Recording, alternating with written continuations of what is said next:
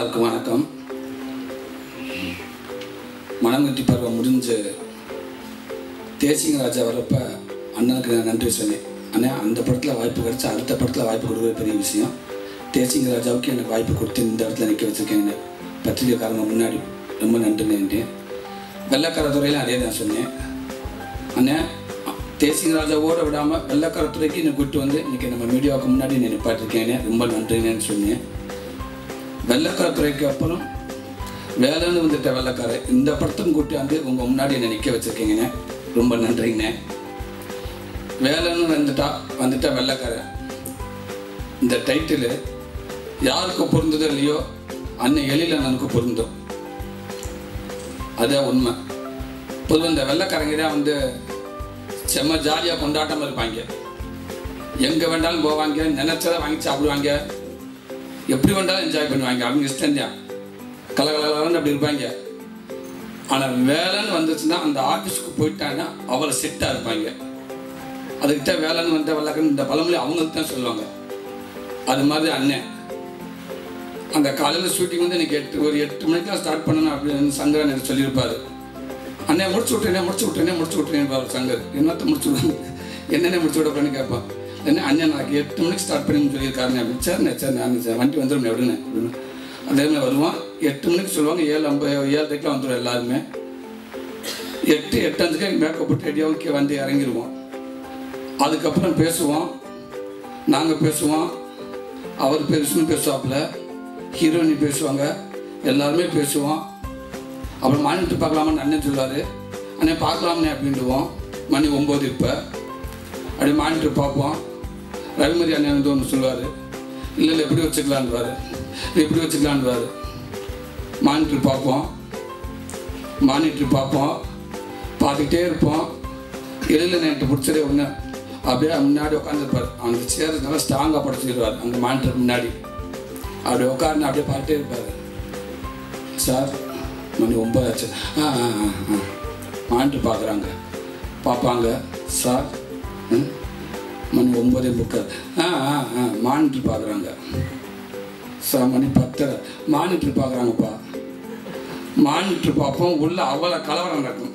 நான் ஒன்று சொல்ல, அவர் ஒன்று விஷ்ணு ஒன்று சொல்ல, ரவிமதி அண்ணன் வந்து ஒன்று சொல்லுவார், நான் ஒன்று சொல்ல, உள்ள அடித்து சண்டை ரணகலமாக நடந்துட்டு இருக்குங்க.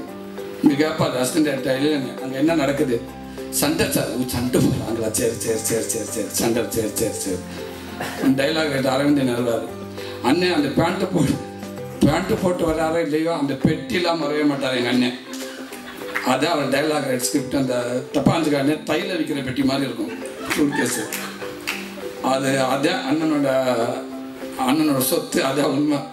அந்த அவளை பேப்பர் அடிக்கிட்டு அந்த பெட்டிலாம் வரவே மாட்டேன் மனுஷன். அதே மாதிரி அண்ணன் பாத்ரூமுக்கு அந்த பெட்டியை ரிட்டன் போவார்.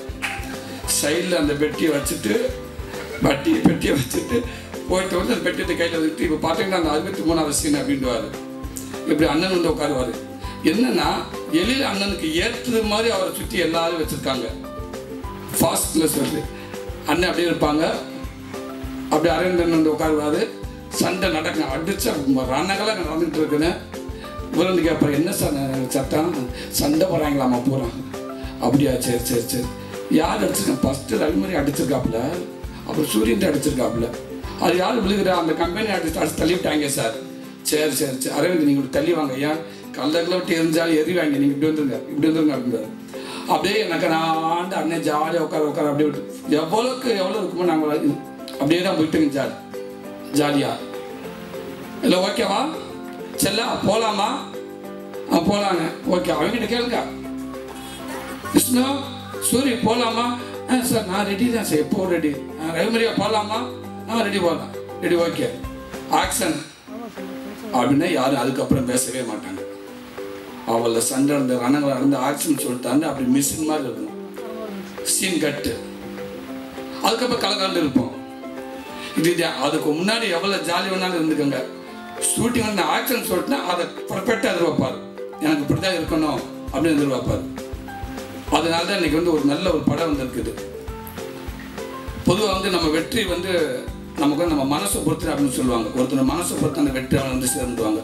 அது எழில் அண்ணனோட மனசு தான் காரணம்.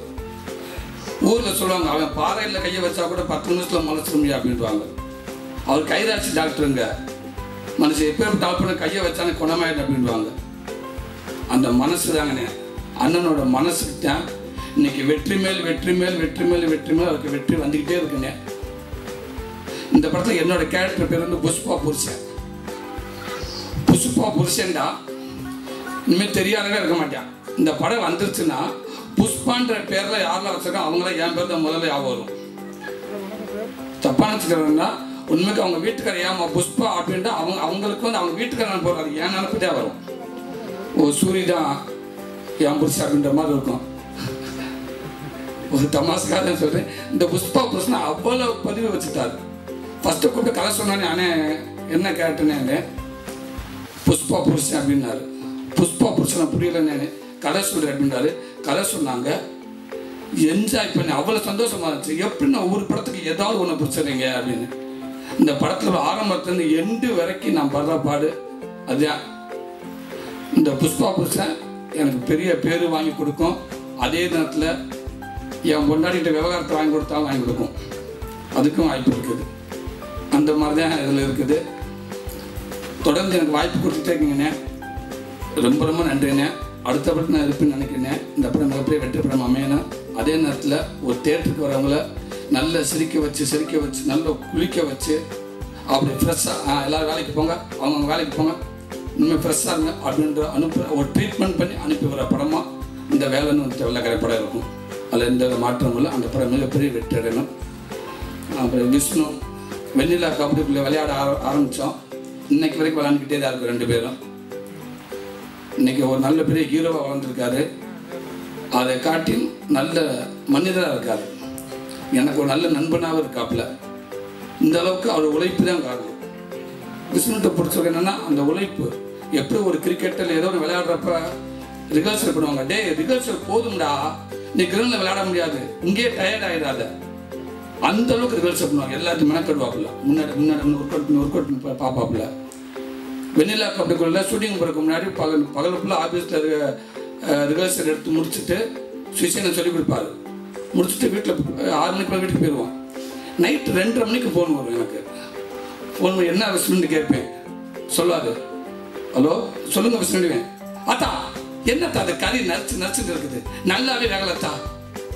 தூக்கத்தில் வளராப்லையோ விஷ்ணு அண்ணே இந்த டைமில் இப்போ கரெக்டாக இருக்கானே, சுஷினை சாயந்தரம் சரியாகவே வரலன்றாரு, மதர்ஸ் நாங்கள் வந்துருச்சானேன் டாப்பில். நான் அதுக்கு 2:30 மணிக்கு ஆப்ஷனும் இல்லை என்ன கரெக்டாக இருக்கானே. சத்தியமாக அவர் முன்னாடி தான் சொல்லிட்டேன். விடவே மாட்டாப்ளோ. எந்த நைட்டோட பார்க்காம ஆனால் இப்போ வந்துருச்சா வார்த்தை, இப்போ வந்துருச்சான்ட்டு. அது இன்னைக்கு வரைக்கும் விஷ்ணுக்கிட்ட இருக்குது. ஒவ்வொரு படமும் வந்து நடிச்சோம் போனோம்னு இல்லாமல் அவ்வளோ மெனக்கடுறாப்புல.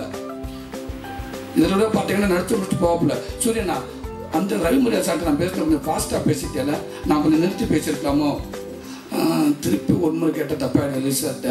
நாளைக்கு சப்போஸ் அந்த சீன் எடுக்கிறப்ப வேண்டாம் கேட்டு பார்க்கலாம், அது மட்டும் க்ளோஸ் இருக்க சொல்லுவேன் ப்ளீஸ், நீங்களும் வந்து அந்த எடிட்டிங்கை பாருங்கள் அப்படின்னாப்புல. இல்லைன்னா நீங்கள் டேரக்டர் சொல்லணும். உடனே டேரக்டர் சொல்லுவாப்புல, அண்ணன் சொல்லுவார் ஓகே விஷ்ணு பார்ப்போம், திருப்தி திருப்பி அதை எடுப்போம். அவளுடைய அந்த சின்சியாரிட்டி அந்த உழைப்பில் விஷ்ணு கொண்டாந்து இந்த இடத்துல வச்சிருக்கு. எனக்கு அவ்வளோ உதவி பண்ணியிருப்பார். என் வீட்டில் வந்து ஒரு உப்பு சோப்பு வாங்கணும்னா அதுக்கு மட்டும்தான் நான் விஷ்ணுக்கு ஃபோன் பண்ணலை. வீட்டில் யாச்சும் உப்பு சோப்பு இருக்கிறாங்க திணித வைக்க, அதை எங்கே விஷ்ணு போகலாம், அதுக்கு தான் நான் அவர் கேட்கல உதவி. எல்லாத்துக்கும் உதவி கேட்பேன். என் குழந்தைக்கு உடம்புக்கு முன்னாடி விஷ்ணுகிட்ட ஃபோன் பண்ணுவேன். அண்ணே அங்கே போகணுன்ற அந்த டாக்டரை போய் பார்ப்பேன், அவங்ககிட்ட திருப்பி கிளியர் ஆகிடும். எல்லாத்துக்கும் அவர்கிட்ட நான் உதவி கேட்பேன். இன்னைக்கு வரைக்கும் அந்த நட்பு எனக்கு தொடர்ந்துக்கிட்டே இருக்குது. விஷ்ணுக்கு பின்னாடி அவங்க அப்பா அவரை விட அதிகமாக பாசம் வச்சுருக்காரு. நம்ம பையனை விட ஒரு நல்ல ஹீரோவாக ஆக்கிடணும் அப்படின்னு முயற்சி பண்ணுறாங்க. கண்டிப்பாக அந்த முயற்சிக்கு பலன் கிடச்சிக்கிட்டே இருக்குது. இன்னும் மேலும் விஷ்ணு உயரத்துக்கு போகணும். அதே நேரத்தில் அவர் தயாரிச்சுக்கார் கம்பெனி ஃபஸ்ட்டு ப்ரொடியூஸ் பண்ணியிருக்காப்புல. இதுலேயும் விஷ்ணு வெற்றி பெறணும். பாக்ஸ் ஆஃபீஸ் அவங்க இந்த படத்தை தயாரிச்சிருக்காங்க. மேலும் இந்த படம் மிகப்பெரிய வெற்றி அடைந்து அவங்களுக்கு நல்ல பேர் வாங்கி கொடுக்கணும். நீ சரியாக வச்சுக்கோ. நிக்கியா நிக்கல் ஏமா அந்த படித்த பிள்ளைங்கா, படித்த பிள்ளைகளை வளர்றப்ப இப்போ நான் ஏமாத்துறேன். நிக்கல் கல்யாணியோ உட்காந்துருக்க கல்யாணியோ இங்கே போச்சியா நிக்கிற கல்யாணி நிக்கிற கல்யாணி நிக்கி கல்யாணி கல்யாணி கல்யாணி ப்ரோக்ராம் முடிச்சு போயிருப்போ. கல்ராணி கல்ராணி மன்றாணி உட்காரு. இப்படி தாங்க அந்த ஷூட்டிங் ஸ்பாட்டில் சண்டாளி வீட்டிலேருந்து கிளம்புறப்ப ஆரம்பித்தா பேச்சு பேச்சு பேச்சு பேசி பேசி பேசி பேசி அங்கே வந்து நிற்கலையே தூரத்தில் இருந்தாங்க. Hi sir, hi good morning, hi hi hi shoe hi shoe sir, நீங்கள் போலீஸ் சார் அது சார் இது சார் ஏங்க சைன் எடுத்துட்டு அடிச்சு முடிச்சு ரிஹர்சலில் புகுந்து மானிட்டருக்குள்ள புகுந்து அவனை குழப்பி இவனை குழப்பி 1 மணி நேரம் எடுத்து ரிஹர்சல் காணாமல் போயிடும்.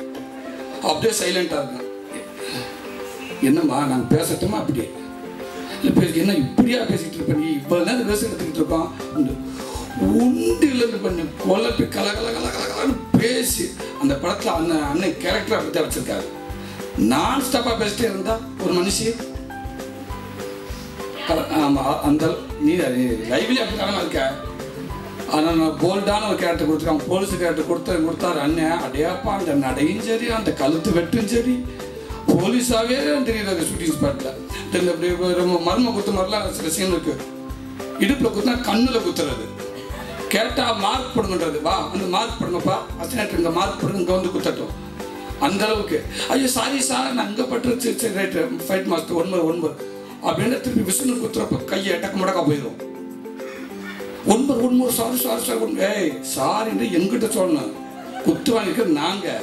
நீ போய் மாஸ்டர் பட்டு sorry sorry sorry sorry sorry பேசி பேசி திருப்பி விஷ்ணுக்கு குத்தி ஒரு பக்கம் திருப்பி விட்டுறது.